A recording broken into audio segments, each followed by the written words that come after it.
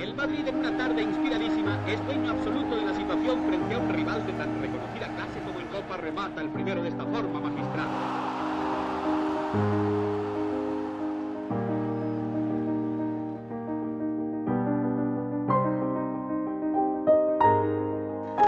La conexión entre el Real Madrid y Argentina comenzó hace más de 100 años con la llegada de los hermanos Aranguren a la entidad merengue.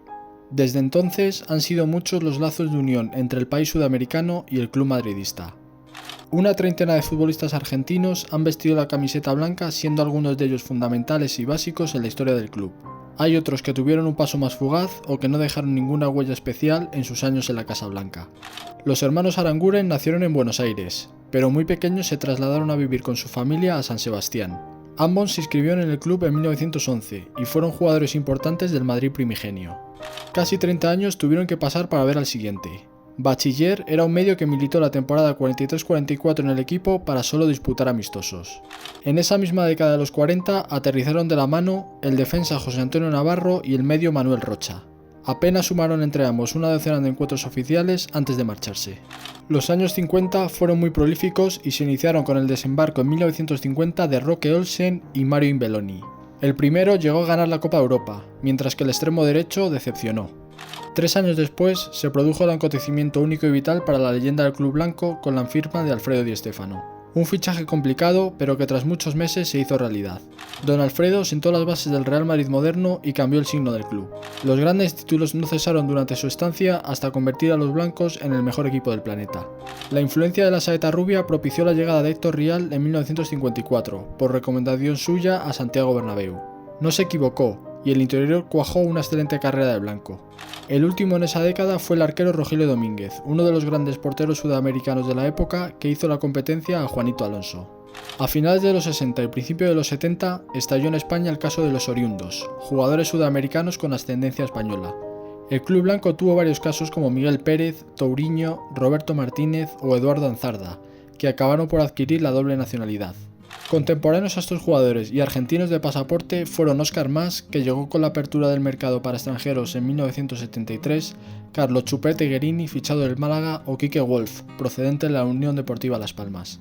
En 1984, con la quinta del Buitre naciendo, se enroló en las filas del club un hombre que echaría grandes raíces en la entidad, Jorge Valdano. Un compañero suyo, campeón del mundo en el Mundial de 1986, fue el siguiente: el central Óscar Ruggeri. En los 90 se amplió la nómina con Juan Eduardo Schneider, Rolando Zárate ascendido desde el filial o el portero Albano Bizarri, que dejó un pobre recuerdo. Pero si alguien escribió su nombre con letras de oro en los anales del club blanco fue Fernando Redondo. Su calidad y elegancia enamoraron al aficionado blanco, que lo tiene en el altar de grandes jugadores que pasaron por el equipo madridista.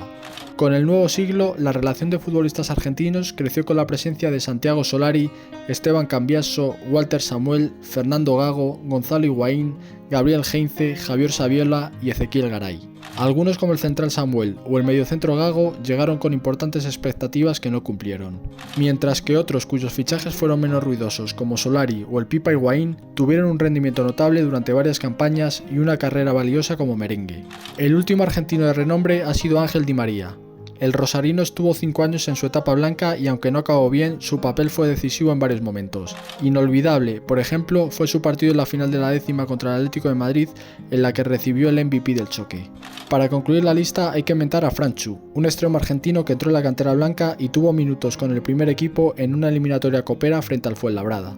De todos estos jugadores, hay 4 que disputaron un Mundial de Fútbol perteneciendo al Real Madrid. El primero fue Jorge Valdano en 1986, que además levantó el título en el Azteca y marcó uno de los goles de la final ante Alemania.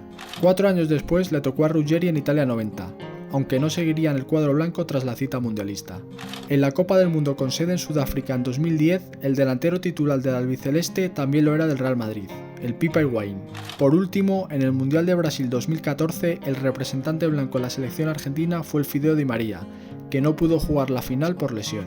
En cuanto al apartado de entrenadores, son 4 los argentinos que han tomado las riendas del banquillo madridista a lo largo de su historia: Carniglia, Di Stéfano, Valdano y Solari.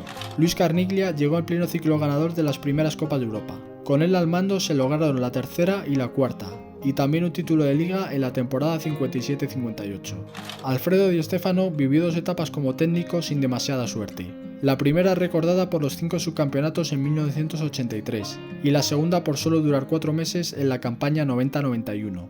Jorge Valdano, por su parte, aterrizó en la entidad merengue con el objetivo de devolver las ligas en Tenerife y quedándose a mitad de camino con el título conquistado en el curso 94-95. Tuvo como segundo a un técnico como Ángel Capa, que nunca dejaba indiferente a nadie, mientras que Santiago Solari tuvo un bagaje de 32 partidos en la temporada 2018-2019, siendo un entrenador puente entre Lopetegui y Zidane. La historia del Real Madrid y Argentina también está unida en cuanto a los partidos que ha disputado el equipo blanco con conjuntos de aquel país. Algunos fueron en suelo argentino o en el continente americano, y otros en Europa o hasta en África y Asia. En esta colección de enfrentamientos hay choques por un título, encuentros de una gira, partidos homenaje o duelos de pretemporada en torneos veraniegos. 4 fueron encuentros oficiales y estaba en juego un título. En orden cronológico, 2 de ellos correspondieron a la Copa Iberoamericana de 1994, un torneo oficial para la Federación Española y la Conmebol, pero no para la UEFA porque no lo organizaba. Real Madrid y Boca se midieron en el Santiago Bernabéu y la Bombonera, con los merengues llevándose el trofeo al vencer por un global de 4-3. En los otros 2 se dilucidaba quién era el mejor equipo del mundo a nivel de clubes. En la Copa Intercontinental del 2000 en Tokio, Boca se impuso al Real Madrid, mientras que en el Mundialito de Clubes del 2014 en Marrakech, el equipo de Zidane se impuso en la final a San Lorenzo de Almagro. Las visitas del Real Madrid para jugar en estadios argentinos han sido varias. Las primeras tuvieron lugar en la gira americana del equipo en 1927. En el mes de julio de aquel año, el cuadro blanco pisó Buenos Aires, Rosario y Avellaneda para jugar ante Boca, Newell's y Racing respectivamente. Hasta 1958 no regresó el Real Madrid a la capital argentina para enfrentarse en 2 amistosos de pretemporada a River y San Lorenzo en el Estadio Monumental. Otra gira americana en 1965 tuvo 3 encuentros concertados en el país sudamericano. Las sedes fueron Buenos Aires por partida doble con Boca y River como adversarios y Rosario para verse las caras con Rosario Central. La última visita merengue se produjo en 1994, unos días después de la Copa Iberoamericana. En Mendoza disputaron un duelo amistoso con River en la que se otorgó la Copa Diario 1 al Real Madrid como vencedor del partido. Otros lugares del planeta también han sido testigos de un encuentro blanco argentino. En Casablanca, en la tercera edición del trofeo Mohamed V, Boca derrotó al Real Madrid en 1964. Un año después hubo 2 amistosos en el mes de agosto, contra River Plate en el Estadio Olímpico de Caracas y frente a Independiente de Avellaneda en el Giants Stadium de Nueva York. Y en 1966, en la quinta edición del trofeo Mohamed V, Boca y Real Madrid firmaron tablas a un gol y el título fue para los blancos por penaltis. La pretemporada en España también ha originado diferentes partidos entre conjuntos argentinos y el merengue. Por ejemplo, el trofeo Santiago Bernabéu tuvo como invitado en 2003 a River Plate, que cayó derrotado por el equipo que comenzaba a dirigir Carlos Queiroz. Mientras que los clásicos torneos veraniegos españoles fue el trofeo Ramón de Carranza el lugar de encuentro entre el Real Madrid y equipos argentinos. El primer duelo fue en 1964, con un Real Madrid-Boca que se resolvió a favor de los blancos. El segundo fue en 1969, con un triunfo madridista ante Estudiantes, y el tercero y último también una victoria en 1970 contra Independiente de Avellaneda. Por último, merece también una mención los diferentes amistosos celebrados en la capital de España o los homenajes a diferentes leyendas blancas con un conjunto argentino enfrente. El primer duelo de la historia fue un amistoso entre el Real Madrid y Boca Juniors en Chamartín en 1925 con victoria Xeneize por la mínima. En 1931 la visita y la victoria en el Coliseo Blanco se la llevó Gimnasia y Esgrima de La Plata. Pero si hay un partido recordado por lo que significó en la época, fue el que midió a Real Madrid y San Lorenzo en el Metropolitano en 1946.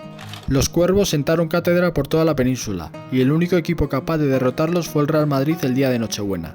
Los siguientes 15 años también fueron prolíficos en lo referente a amistosos, y el Real Madrid jugó en el nuevo Chamartín ante Racing, otra vez San Lorenzo, River, Independiente o el Club Deportivo Español. El último amistoso hasta la fecha se celebró en el Santiago Bernabéu contra River en 1973, en un partido de preparación para la campaña que se iniciaba. En cuanto a los homenajes, hay que destacar 2 y siempre con River Plate como rival. En junio de 1961 se produjo el homenaje al guardameta vasco Juanito Alonso, llevándose el cuadro millonario el triunfo. 4 años más tarde se realizó por primera vez un homenaje a Francisco Gento. En aquella cita cambiaron las tornas y el Real Madrid se impuso a River con el refuerzo de Raymond Kopa.